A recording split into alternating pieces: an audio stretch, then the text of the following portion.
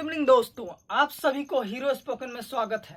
सबसे पहले मैं कहना चाहूँगा कि यदि आप मेरे चैनल पे नए हैं तो सबसे पहले इस चैनल को सब्सक्राइब करें और बेल आइकन जरूर दबाएं ताकि मेरे सारे वीडियो का नोटिफिकेशंस जो है आप तक सबसे पहले पहुँचे।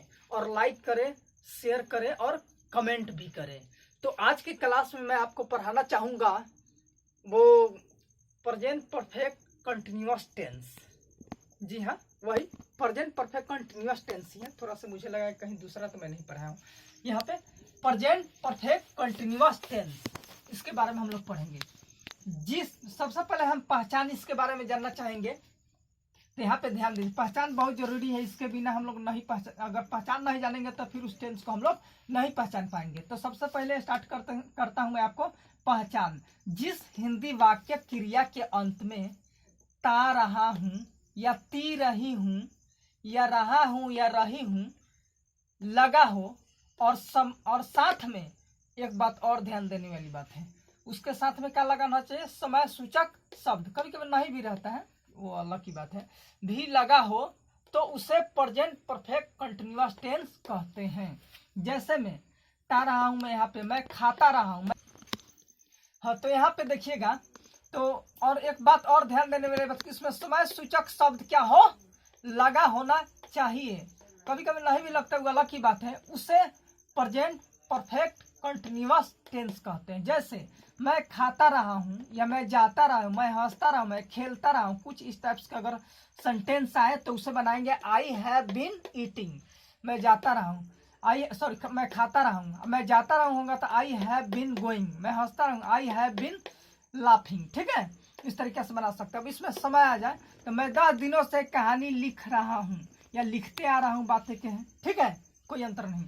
आई have been writing a story for 10 days.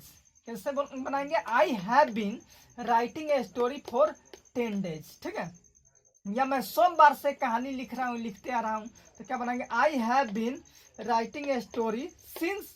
यहाँ पे क्या डालेंगे? सिंस। यहाँ पे मैंने डाला है फॉर, यहाँ पे सिंस। तो और आगे मैं पढ़ाऊंगा इसी में कि सिंस कहाँ लगाए और फॉर का प्रयोग कहाँ करे, फॉर का प्रयोग कहाँ करे और सिंस का प्रयोग कहाँ करे, आगे बताऊंगा मैं आपको। ठीक है, अब आइए तो इसमें ध्यान दीजिएगा। Subject plus have has plus been plus verb four. Subject यहाँ से उठा लिया मैं, हैव हैज यहाँ से उठाया है, बीन यहाँ से और वर्ब फोर यहाँ से। भी फोर मैंने लिख दिया प्लस ऑब्जेक्ट, सिंस या फोर यहाँ पे जो टाइम होगा टाइम रख दिया गया। अब निगेटिव बनाते हैं उसका ही निगेटिव। अब यहाँ पे वैरायटी से आप सब्जेक्ट बदलते रहिए, अपना वर्क बदलते रहिए, उसके आधार पे चलेगा आपका। मैं सोमवार से कहानी नहीं लिखते आ रहा हूँ। I have not been. अब याद रखिए नॉट कहाँ लगाए, कोई घबरा जाता व्यक्ति कि नॉट हैव के पहले लगाए कि नॉट बीन के बाद लगाए। बहुत मिस्टेक होता है कि नॉट यहाँ लगाए। तो ये जानने के लिए सबसे पहले याद रखिए कि जस्ट हेल्पिंग वर्ब के बाद लगता है। ठीक है, नॉट जब भी लगता है तो हेल्पिंग वर्ब के जस्ट बाद लगाया जाता है किसी भी सेंटेंस में। ठीक है, किसी भी टेंस में। मैं सोमवार से कहानी नहीं लिखते आ रहा हूँ, तो I have not been writing a story for since Monday. ठीक है, क्योंकि यहाँ पे सोमवार है, यहाँ इसलिए सिंस लगाएंगे। क्या मैं सोमवार से कहानी नहीं लिख रहा हूँ? क्या मैं सोमवार से एक कहानी नहीं लिख रहा हूँ? तो इसके लिए क्या करेंगे? हैव हैज को बाहर निकाल देंगे। जब भी क्या आता है तो हैव हैज को बाहर निकाल देते हैं। तो have I not been writing a story since Monday. ठीक है, अब देखिए यहाँ पे कब, क्यों, कैसे, कहाँ, ये सब आता है तो उसका हैव हैज के पहले वर्ड मीनिंग रख देते हैं। क्यों है तो व्हाई, अगर कब रहता था हाउ, हेवेन, कब रहता तो हेवेन, कैसे रहता था हाउ, कहाँ रहता तो वेयर। ठीक है, इस टाइप से जो रहेगा वह उसका वर्ड मीनिंग यहाँ पे रहेगा। ठीक है, उसका हैव हैज, उसके बाद सब्जेक्ट, उसके बाद नॉट, उसके बाद been, verb four, I mean writing a story since Monday. मतलब मैं सोमवार से कहानी नहीं, मैं क्यों सोमवार से कहानी नहीं लिख रहा हूँ, तो क्या होगा? Why have I not been writing a story since Monday हो जाएगा। ठीक है, यहाँ तक क्लियर? कोई दिक्कत? ठीक है, तो आगे चलते हैं हम लोग। यहाँ पे इसका सूत्र कैसे बनाएंगे, WH question plus have has plus object plus not plus been plus verb four और प्लस ऑब्जेक्ट प्लस सिंस या फोर और प्लस टाइम। अब इतना तो हम लोग जान गए। इस पे अब ध्यान देंगे सिंस कहाँ लगाए और फोर का प्रयोग कहाँ करें, दोनों हम सीखेंगे। तो पहले आपको सिंस का प्रयोग ले चल रहा हूँ। यूज ऑफ सिंस, यहाँ ध्यान दीजिए, use of since point of time, ये कहता है point of time. Use of tense, use of for होता है आपका पीरियड ऑफ टाइम, ठीक है, बाद में दिखाऊंगा उधर। ये यूज ऑफ सिंस होता है point of time, use of उधर मैं बताऊंगा यूज ऑफ फोर होगा वो पीरियड ऑफ टाइम होगा। तो ये यूज ऑफ सिंस आपका निश्चित अनिश्चित समय, सॉरी, यूज ऑफ सिंस जो है आपका निश्चित समय के लिए, क्या चीज के लिए है, निश्चित समय के लिए, ठीक है, निश्चित समय के लिए है।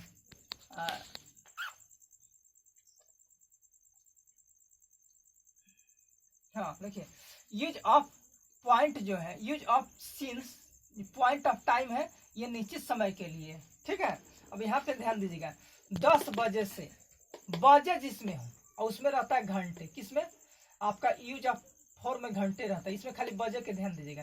10 बजे, 11 बजे, 12 बजे, 1 बजे, 2 बजे, 3 बजे, 4 बजे, बजे रहेगा तो इसमें हम लोग क्या लगाएंगे, आपका सिंस का प्रयोग करेंगे। अच्छा, कभी किसी के टी शर्ट पर देखिएगा आगे लिखा रहता है टी शर्ट पे सिंस 1995, 1995 या 1999 ऐसे लिखा हुआ होता है। जितना भी अगर समय हो आपका महीने साल का जितना भी डेट हो तो उसमें हम लोग सिंस का यूज करते हैं। 2001, 2012, 13, 14, 15 कुछ भी हो तो वर्षों के नामों में यूज किया जाता है। सोमवार से सिंस मंडे, यहाँ में क्वेश्चन में भी मैं दिया था बहुत सारे, ठीक है। तो यहाँ पे ध्यान दीजिएगा, मंगल बुध भी पे कुछ भी दिनों के नाम में हम क्या करते हैं, सिंस का प्रयोग करते हैं। या जीवन के अवस्था में हम लोग सिंस का प्रयोग करते हैं, बचपन से, तो सिंस चाइल्डहुड, चाहे हम समय की अवस्था में सुबह से, इस टाइप से हम लोग कर सकते हैं, ठीक है। अब आते हैं इधर, आइए, use of four period of time, अनिश्चित, क्या चीज के लिए है, अनिश्चित, अनिश्चित समय के लिए, अनिश्चित समय के लिए। जैसे 10 घंटों से, उधर क्या था, सिंस में आपका बजे था, इसमें घंटा था, ठीक है।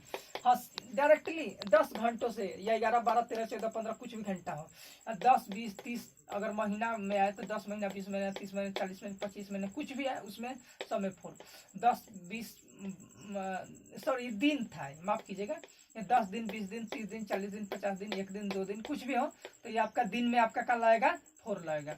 फिर आपका 10 महीना, 20 महीना, 13 महीने, 12 महीने, 14 महीने, 15, 20 कुछ भी हो तो इसमें भी आपका क्या लगेगा, फोर लगेगा। फिर 10 साल, 20 साल, 25 साल, 26 साल, 27, 28, कुछ भी हो आपका, इसमें भी आपका क्या लगेगा, आपका फोर लगेगा, इसमें भी फोर लगेगा, इसमें भी फोर लगेगा, इसमें भी फोर लगेगा। लेकिन अंतर है बहुत, आपका जिंदगी में प्रैक्टिकली दिखाऊंगा सिंस और फोर का अंतर। अगर आपसे कोई पूछे कि आप कितने वर्ष के हैं, तो मान लीजिए आप 15 वर्ष के हैं, मान लीजिए कितने वर्ष के हैं आप, 15 वर्ष के हैं, तो वो क्या हो गया आपका, 15 वर्ष क्या हो गया आपका फोर हो गया। लेकिन ये कहा जाएगा आपके डेट ऑफ बर्थ क्या है, तो निश्चित हो गया ना डेट ऑफ बर्थ। तो डेट ऑफ बर्थ क्या हो जाएगा आपका सिंस। अब इस तरह बोल रहे हैं कि 15 बता रहे हैं इस तरीके से, तो क्या हो जाएगा, मान लीजिए कि अभी 2021 चल रहा है, 2021, तो 15 वर्ष माइनस घटाइए, जब भी मतलब कि कितना होगा आपका 15 वर्ष माइनस यदि करते हैं तो 10 ये ले लीजिए आप, 5 उसमें से मत।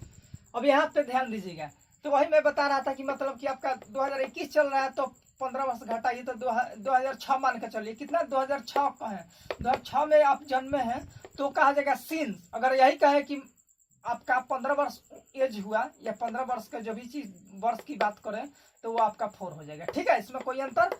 अब आइए मैं आपको कुछ टेंस पे इंग्लिश कैसे बोले हम लोग, कुछ स्पोकन वर्ड में सिखाने जा रहा हूँ, बताने जा रहे हैं, क्योंकि इसका बहुत जरूरी है। आखिर हर मास्टर टीचर आपको तो ये सिखाते आया है कि टेंस 12 टेंस पढ़ाते आया है, जीवन भर में 9-10 बार आप पढ़ लिए होंगे, लेकिन उससे कोई प्रॉफिट आपको लाइफ में पता नहीं चलता है। क्या है इसका यूज यार, हर मास्टर जिंदगी भर टेंस पढ़ाते आता है लोग, लेकिन फायदे क्या है, तो फायदा देखिए आज, उससे कितना सारा इंग्लिश बोला जाता है, दिन भर इंग्लिश बोलते रह जाएंगे, खत्म नहीं होगा, इतना इंग्लिश है।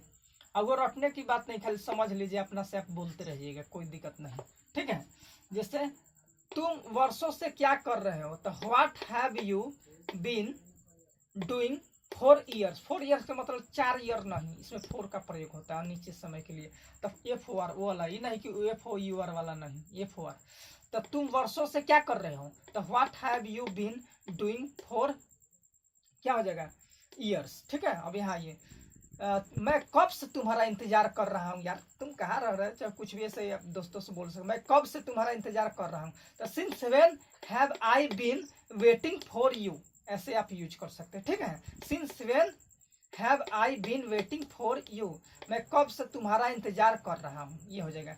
फिर उसके बाद ऐसा भी है, आई हैव बीन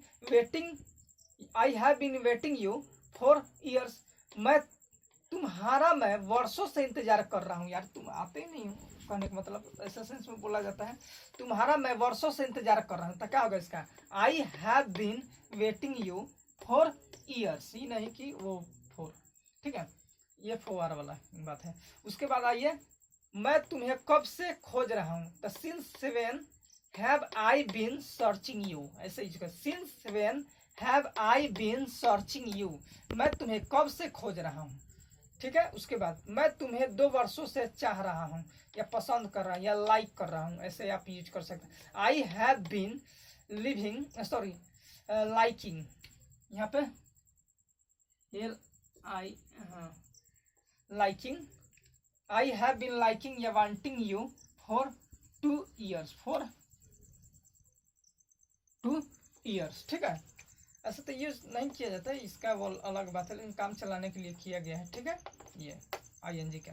ठीक है, मैं तुम्हें 2 वर्षों से चाह रहा हूँ, ऐसे। अब यहाँ पे आइए, तुम घंटों से हल्ला कर रहे हो, या तुम लोग घंटों से हल्ला कर रहे हो, ऐसे भी कहा जा सकता है। You have been making a noise for hours, मैं 4 घंटा नहीं, घंटों के सेंस में FOR दिए गए, आवर्स का मतलब घंटों। ठीक है, तुम घंटों से हल्ला कर रहे हो, तो you have been making a noise for hours. What, अब 7 नंबर में, what have you been doing since morning, आप सुबह से क्या कर रहे हैं, ऐसे किसी को पूछ सकते हैं। What have you been doing since morning, आप सुबह से क्या कर रहे हैं।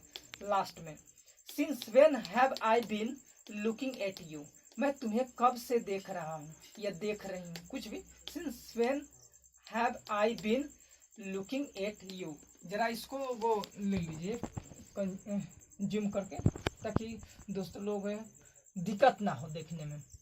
और हटिएगा नहीं, चैनल पे बने रहिएगा, क्योंकि इंपॉर्टेंट मैटर कुछ समझाना है आप लोगों को, ताकि आपके लिए फायदे हो।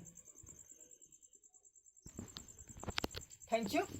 Now I am coming whatever already written on the board. We were getting a study of present perfect continuous tense. It is concerned to spoken English. With the help of it, we can speak in English without translation, as you know that whatever I have told, according to that, whatever I am telling, according to that, if you concern, you will follow this matter, you can speak very simply and very easily, without intention. You can speak in English. Did you understand? English is a very easy language. It has come from London. Did you understand? So it is spoken all over the world, so we should also learn to how to talk in English. Without it we cannot face anywhere. Suppose that we are going where there is no requirement of Hindi, yeah, English is spoken all over the world, so there all, with the help of English you can talk with anyone without translation. Okay, so you will feel that means English is very good language, as you know that, and linking language and business language. If you have knowledge of English, you can business very nicely. Okay, did you understand what I have told? So you will practice whatever I already given. According to that spoken word, you try to speak in English, and more you can use with the help of your mind on the basis of this concept. Okay, thank you very much. Now what to speak more, that's all. Jai Hind, Jai Bharat.